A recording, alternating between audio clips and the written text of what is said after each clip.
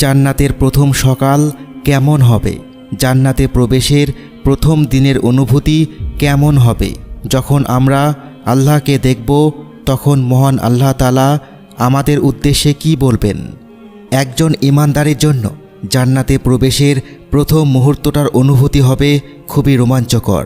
একজন ঈমানদার তখন জান্নাতের লেক ঘেরা প্রাসাদ, আদিগন্ত ফলের বাগান, উন্মুক্ত প্রান্তর জুড়ে ছড়ানো তাঁবু, সোনায় মরানো মেঝে, মুক্তাখচিত আসবাবপত্র, রেশম কোমল মখমলের বিছানাগুলো অবাক হয়ে তাকিয়ে তাকিয়ে দেখবে। জান্নাতীরা বহুদিন আগে দুনিয়াতে যে প্রিয় বন্ধুকে হারিয়ে অনেক কেঁদেছিল, জান্নাতে যখন তাকে আবারও ফিরে পাবে, সৎ এবং নেককার সন্তান যখন তার মাকে ফিরে পাবে, একজন বাবা তার ছোট্ট মেয়েটিকে ফিরে পাবে, মা বাবারা তাদের শিশু বয়সে মারা যাওয়া সন্তানটিকে আবারও দেখতে পাবে, যে প্রিয় মানুষটি অসুস্থ ছিল তাকে সুস্থ সবল অবস্থায় দেখতে পাবে, মাঝ বয়সে চাকুরি হারিয়ে হতাশাগ্রস্ত ব্যক্তিটিকে নির্ভর নিশ্চিন্ত অবস্থায় দেখতে পাবে, বৃদ্ধ লোকটিকে দেখবে টকবগে যুবক হয়ে গেছে, চামড়া কুঁচকে যাওয়া বুড়িটি হয়ে যাবে চঞ্চল তরুণীর মতো।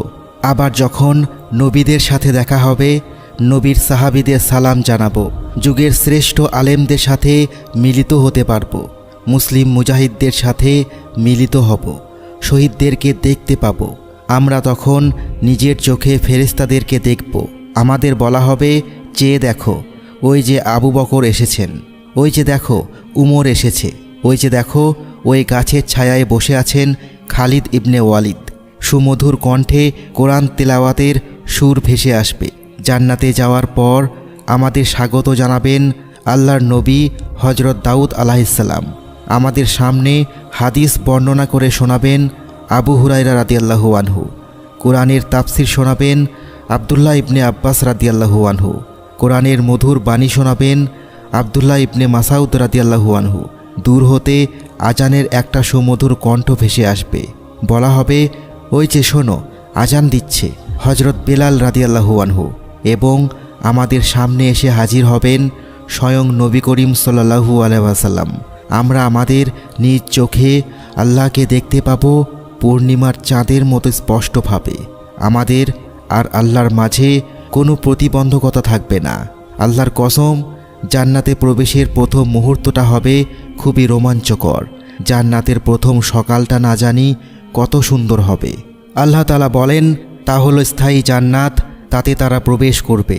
আর তাদের পিতৃপুরুষ, স্বামী স্ত্রী ও সন্তানাদির মধ্যে যারা সৎকর্ম করেছে তারাও। আর ফেরেশতারা সকল দরজা দিয়ে তাদের কাছে হাজির হয়ে সংবর্ধনা জানাবে, তোমাদের প্রতি শান্তি বর্ষিত হোক, কারণ তোমরা ধৈর্য ধারণ করেছিলে। কতই না উত্তম পরকালের এই ঘর। সূরা রদ আয়াত 23-24।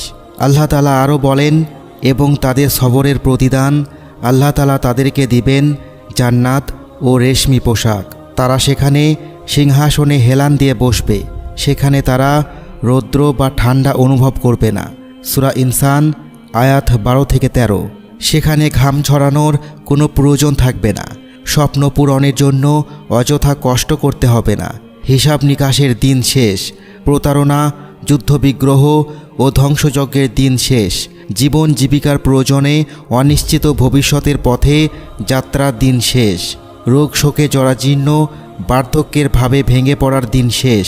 হাসপাতালের বিছানায় শুয়ে ধুকধুকে মৃত্যুবরণ অথবা অন্ধকার ভবিষ্যতের কথা ভাবার দিন শেষ। আল্লাহ রাব্বুল আলামিনকে প্রথম দেখার যে অনুভূতিটা, তা না জানি কি দারুণ হবে।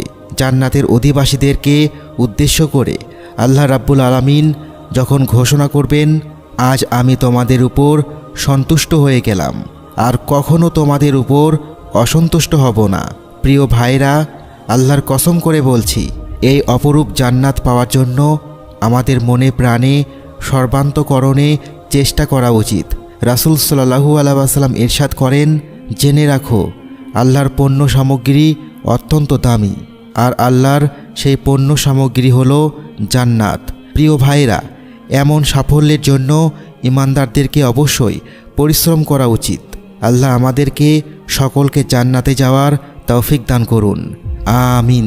Share this video with someone who needs to hear that truth has many paths. but only one destination.